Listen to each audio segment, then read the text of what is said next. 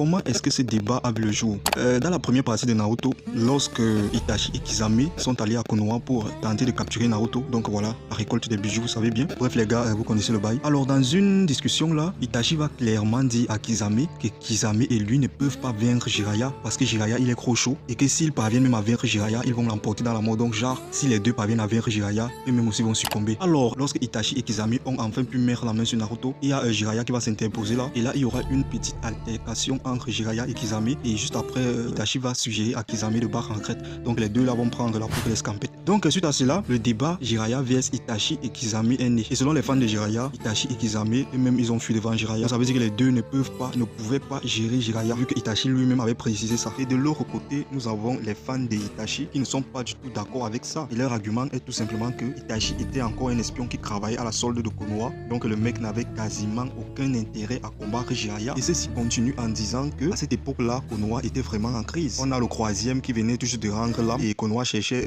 un shinobi assez puissant pour pouvoir occuper la fonction de Hokage. Et à cette époque-là, Jiraiya était clairement le shinobi le plus puissant de Konoha. Il y a également cet argument-là qui dit que comme Itachi avait humilié Orochimaru, et vu que Orochimaru et Jiraiya sont relativement de même niveau, alors Itachi n'aura pas de mal à vaincre Jiraiya.